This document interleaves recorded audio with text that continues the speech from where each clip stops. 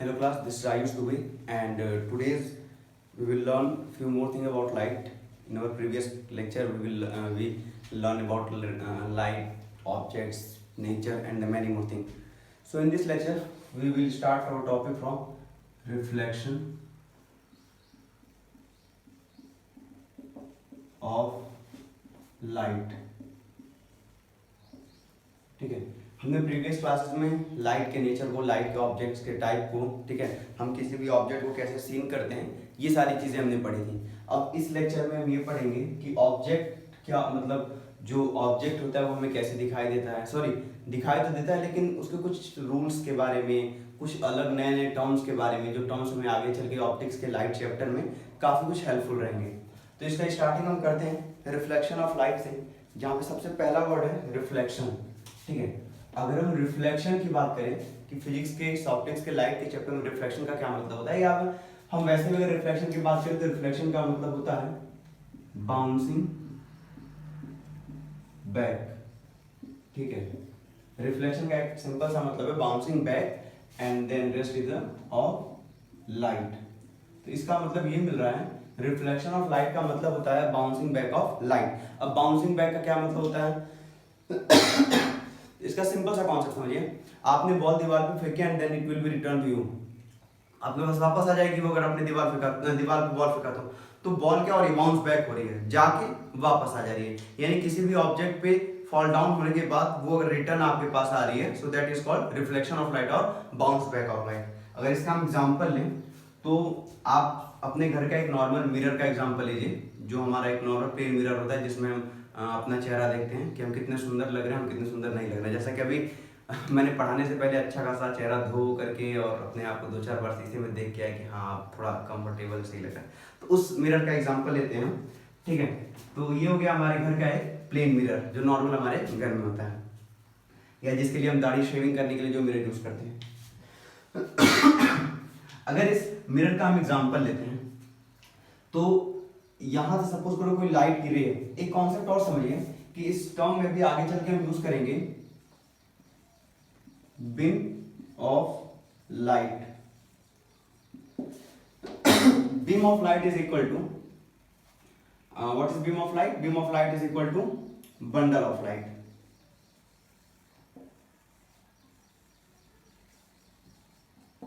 Beam of light का क्या मतलब होता है? बंडल ऑफ लाइट होता है। अब बीम और बंडल का क्या मतलब है? तो आपने सपोज करो टॉर्च जलाया, अभी देखो यहाँ पे एक रिफ्लेक्शन लग रहा होगा आपको किसी एक लाइट का।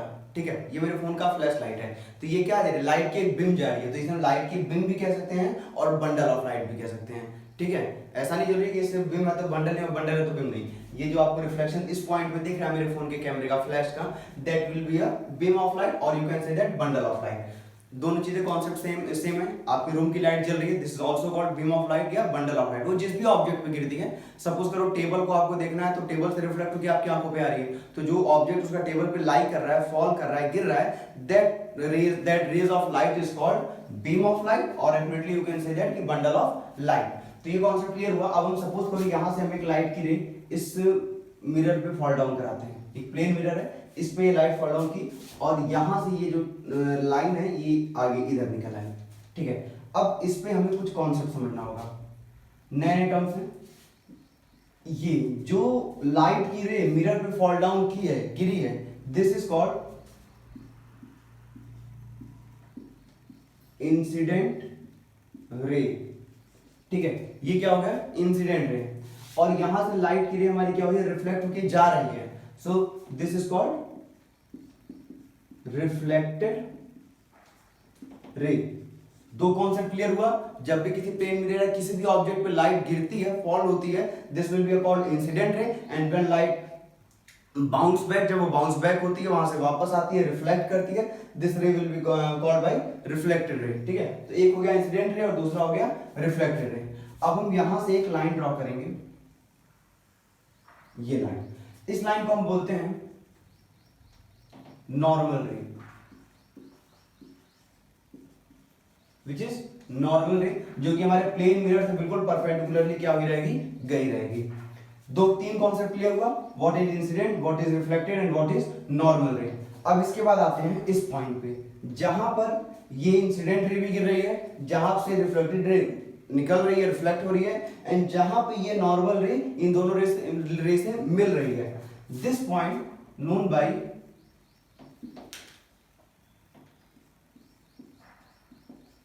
पॉइंट ऑफ इंसिडेंस, इसे हम क्या बोलते हैं, पॉइंट ऑफ इंसिडेंस। तो मतलब कि एक नॉर्मल से छोटे से प्लेन मिरर में हमने क्या चार नए टर्म को समझे हैं। The first is incident ray, next is reflected ray, third is point of incident and fourth is normal रे। इन चार का कॉन्सेप्ट क्लियर हुआ। अब इसके बाद दो चीजें और समझनी है, ठीक है। ये आपकी नॉर्मल रे है, ये आपकी इंसिडेंट रे है।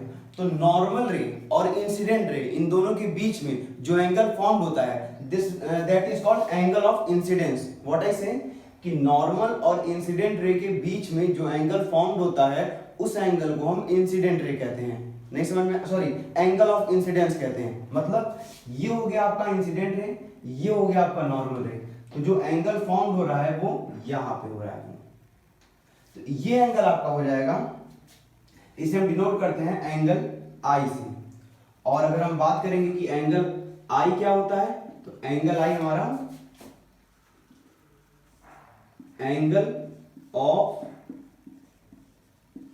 इंसिडेंस, इंसिडेंट या इंसिडेंस रे, इंसिडेंस रे का, ठीक है, इंसिडेंट रे का क्या हमारा एंगल है। अब ये लाइन जब यहां से पास कर रही है, ठीक है, तो एक एंगल यहां पर भी फॉर्म हो रहा है। इस एंगल का नाम है एंगल आर, ठीक है। और अगर इसके हम नाम की बात करें तो एंगल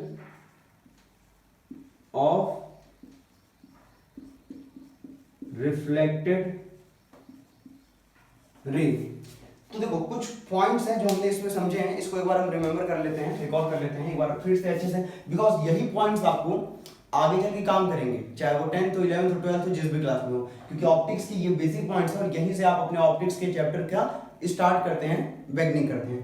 कुछ पॉइंट्स और आपको समझने रहेंगे, लेकिन अभी प्लेन मिरर के बारे में आपको इतना समझना है, the first is point of incidence, next is normal रे, third is incident ray, fourth is reflected ray, and then 2 point angle I and angle R. Angle I is known by angle of incidence and angle R is known by angle of reflected.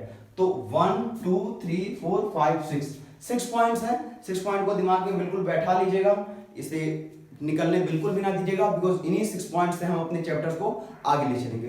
तो ये हो गए हमारे plane mirror के basic concept, जिनके through हम कोई भी इमेज के फॉर्मेशन के बारे में सोच सकते हैं कि कैसे फॉर्म होता है। अब इसके बाद हम आएंगे कुछ लॉस के बारे में। लॉस क्या होते हैं इसके बारे में भी डेफिनेटली पता है, बिकॉज लॉ कुछ रूल्स होते हैं, रूल्स नहीं, कुछ मतलब प्रीडिफाइंड रूल हैं, ठीक है, जैसे जिनके हिसाब से हमें सोचने का एक तरीका मिलता है कि कैसे कोई भी इमेज फॉर्म होता है। मतलब ये है कि ये एंगल आई है, एंगल आ रहा है, इंसिडेंट है, रिफ्लेक्टेड, यहां से इमेज फॉर्म हो रही है, तो ये सारा कॉन्सेप्ट जो हमें मिला है इनके लॉ के ही थ्रू मिला है। लॉ समझो, लॉ को फॉलो कर किया जाता है, उसी लॉ के थ्रू हमारे सारे काम होते हैं, ठीक है। और अगर लॉ के थ्रू नहीं होंगे काम हमारे, तो हमें किसी भी एक्सपेरिमेंट का, किसी भी थ्योरी का एक कंक्लूजन कभी नहीं मिल पाएगा, ठीक है। अगर हम लॉ को नहीं क्रिएट किए रहेंगे, लॉ को नहीं समझे रहेंगे, तो हमें किसी भी कॉन्सेप्ट की क्लैरिटी बिल्कुल भी नहीं मिल पाएगी। तो इसके बाद हम आगे आते हैं लॉस पे इसके,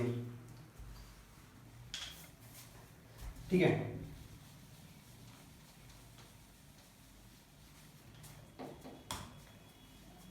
अगर हम लॉ की बात करें, इसको यहीं पे समझा देता हूं, लॉस ऑफ रिफ्लेक्शन। एक चीज के लिए कंफ्यूज ना होइएगा, आपके लाइट के चैप्टर में एक रिफ्लेक्शन नाम का टर्म है अभी जो हम पढ़ रहे हैं, और इसके बाद एक रिफ्रैक्शन नाम का टर्म आएगा, ठीक है।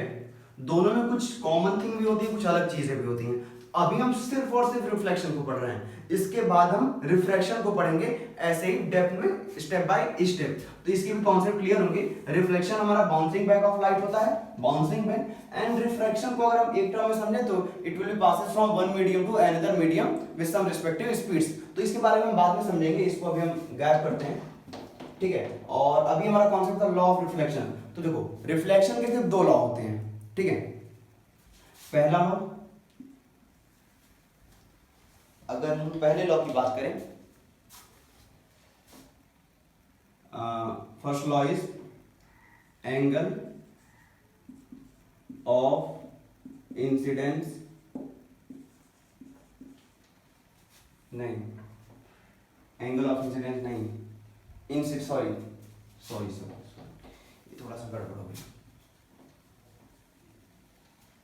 पहला लॉ ये है,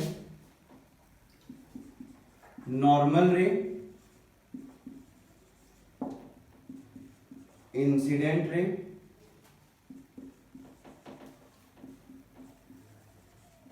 रिफ्लेक्टेड रे, मतलब नॉर्मल रे, incident ray, reflected ray all lie on same plane. ठीक है, इसका क्या मतलब होता है कि जो हमारी नॉर्मल रे है ये, जो हमारी इंसिडेंट रे है ये, और जो हमारी रिफ्लेक्टेड रे है ये तीनों की तीनों रे जो है हमारी, ये तीनों की तीनों क्या है, एक ही पॉइंट पे लाई करती हैं हमेशा। एक ही पॉइंट का मतलब ये point of incidence which is called lie on same plane या सेम पॉइंट। ठीक है, इसे प्लेन क्या कह सकते हैं, पॉइंट। प्लेन का मतलब नॉर्मल जो हमारा मिरर है, इसे किसी एक प्लेन किसी एक पॉइंट पे लाई करेगा। अगर हम इसके दूसरे रूल की बात करें, दूसरे लॉ की बात करें, ठीक है, तो दूसरा लॉ ये कहता है angle of incidence ray is equal to angle of reflected ray. जो इंसिडेंट रे वो किसके इक्वल है, रिफ्लेक्टेड रे के इक्वल है। अब इसे हम ऐसे भी लिख सकते हैं, angle I is equal to angle R. ठीक है, angle I is equal to angle R. तो ये हमारा कॉन्सेप्ट हो गया इसके लॉ ऑफ रिफ्लेक्शन का। अब इस लॉ को फॉलो करते हुए हम जो भी इमेज फॉर्म देखते हैं, चाहे आप दुनिया की कोई भी ऑब्जेक्ट देखते हो, चाहे वो इस ग्रह पे हो, किसी और ग्रह पे, जो भी चीज हो, वो सभी किस रूल को एग्जिस्ट करती हैं, इसी रूल को एग्जिस्ट। इसी रूल के ही अकॉर्डिंग आप किसी भी ऑब्जेक्ट को देख सकते हैं। आई होप कुछ हद तक आपको कॉन्सेप्ट क्लियर हुए होंगे कि लाइट क्या होती है, ऑब्जेक्ट्स क्या होते हैं, नेचर क्या होता है, ठीक है, लॉज क्या होते हैं, रिफ्लेक्शन ऑफ लाइट में ये सारे टर्म क्या क्या होते हैं। इसके बाद थोड़ा सा हम आगे आते हैं, इसे मैं इरेज कर देता हूं। If you all want to write then, ठीक है, इतना टाइम बहुत है स्क्रीनशॉट लेने के लिए। ठीक है, इसके बाद हमारा नेक्स्ट टॉपिक रहेगा कि रेगुलर रिफ्लेक्शन क्या होता है और डिफ्यूज रिफ्लेक्शन क्या होता है। ठीक है, दोनों डिफरेंट टर्म है और थोड़े से सेम टर्म भी हैं। ठीक है, हमारा एक है रेगुलर रिफ्लेक्शन और दूसरा है डिफ्यूज रिफ्लेक्शन। अगर रेगुलर और डिफ्यूज की हम बात करें तो इसको हम पहले एग्जांपल से समझते हैं, बिकॉज फिजिक्स में काफी कंटेंट को समझने के लिए हमें डेफिनेशन की नहीं, उनकी एग्जांपल्स की जरूरत पड़ती है, और एग्जांपल के थ्रू हम बहुत आसानी से उनकी डेफिनेशन को भी क्रिएट कर सकते हैं और उनके डिफरेंस को भी क्रिएट कर सकते हैं। So first of all we need to understand what is regular reflection. तो देखो, आपके घर में जो प्लेन मिरर है, उस मिरर पे लाइट फॉल करती है और वहां से रिफ्लेक्ट करती है। एक वहां पे नॉर्मल रे होता है जिसके थ्रू हमारा यहाँ पे रूल सेटिस्फाई होता है कि एंगल आई एंगल आर के बराबर है। ये हमारा नॉर्मल रे है, ठीक है, नॉर्मल है। ये हमारा इंसिडेंट है, ये हमारा रिफ्लेक्टेड है, ठीक है, और ये हमारा पॉइंट ऑफ इंसिडेंस है, पॉइंट ऑफ इंसिडेंस। तो देखो, अब हमारा कॉन्सेप्ट यहाँ पे ठीक है, हम जो भी ऑब्जेक्ट देखते हैं जैसे, और एक चीज आपको बताना मैं भूल गया था, बिल्कुल बिगनिंग में बताना चाहिए था, या इस रिफ्लेक्शन के स्टार्टिंग में, इसको आप एक बार फिर से थोड़ा यहाँ पे नोट डाउन कर लीजिए। मैं इसे बीच में रोक के आपको बता रहा हूँ एज अ नोट, ठीक है। वो ये था कि आप जब भी किसी मिरर पे रिफ्लेक्शन कराते हैं, ठीक है, किसी भी ट्रांसपेरेंट ग्लास है, किसी भी चीज पर रिफ्लेक्शन कराते हैं, तो अगर आप उसके एक साइड को कलर नहीं करते हैं, मतलब कोटिंग नहीं करते हैं ब्लैक या किसी भी कलर की, तो लाइट क्या हो जाएगी, पार चली जाएगी उसके।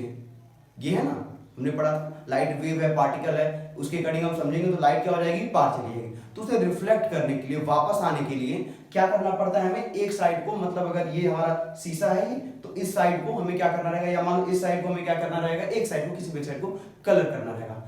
तो वैसे तो हम जो चाहे वो कलर कर सकते हैं, ठीक है, वो हमारे ऊपर है, हम कैसे रिफ्लेक्शन कराते हैं वो हमारे ऊपर है। बट अगर आपको एक बेहतरीन रिफ्लेक्शन चाहिए, गुड रिफ्लेक्शन चाहिए, फैबुलस रिफ्लेक्शन चाहिए, तो उसके लिए हम सिल्वर कोटिंग करते हैं। What is silver coating? कहां करते हैं मैं आपको एक बार एग्जांपल के थ्रू समझा देता हूं कि सपोज करो ये मिरर है, ठीक है, तो इस मिरर के इस साइड में रिफ्लेक्शन कराना है, तो इस साइड ऐसे करके वो कोटिंग हो जाएगी। थोड़ा सा इसे मैं सॉरी मैं भूल गया था, बट कोई दिक्कत नहीं, दे रहा है दुरुस्त है, ठीक है। अब क्या है, इस मिरर के पीछे यहां पे जो है ये हिस्सा, ये सिल्वर कोटेड किया गया। अब इस सिल्वर कोटेड इस मिरर को भी अगर हम समझेंगे तो हमें ये जानना बिल्कुल कंपलसरी है कि अगर ये रिफ्लेक्शन हो रहा है तो इसके पीछे सिल्वर कोटिंग की गई है। कभी भी आप अगर रिफ्लेक्शन कराते हैं that this will be a mandatory कि उसके पीछे सिल्वर कोटिंग की जाए। अगर ऐसा नहीं किया जाएगा तो आपकी लाइट यहां से यहां पे पार चली जाएगी।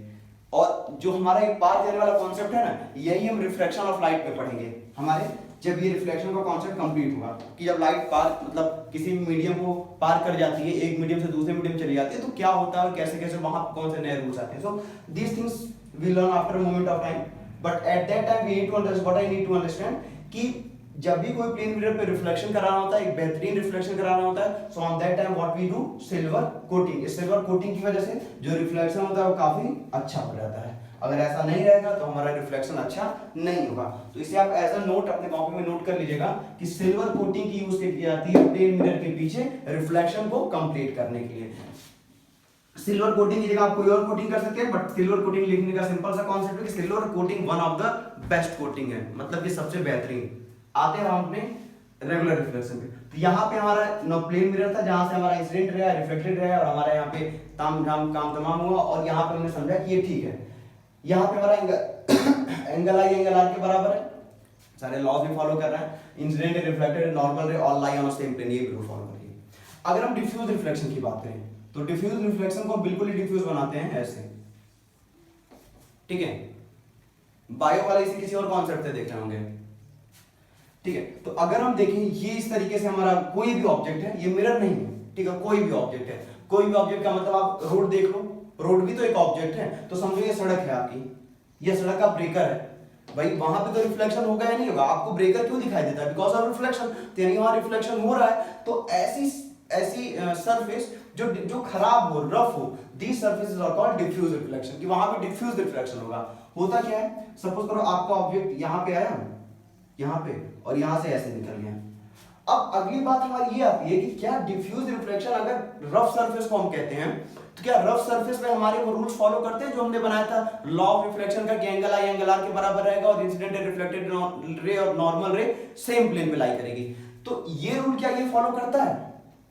डेफिनेटली करता है, क्योंकि अगर नहीं करता तो हमें कभी सड़क का जो ब्रेकर है यहां दिखाई देता, कभी वहां दिखाई देता। अगर ये फॉलो नहीं करता तो फॉलो करता, इस वजह से हमें उसकी हमेशा एक एग्जैक्ट पोजीशन दिखाई देती है। और इवन इस डिफ्यूज रिफ्लेक्शन का एक बहुत बड़ा इंपैक्ट है, उसे मैं बताऊंगा अभी, बट अभी हम क्या समझते हैं फॉलो कैसे करता है। ये हमारा रहा, ठीक है, इंसिडेंट रे।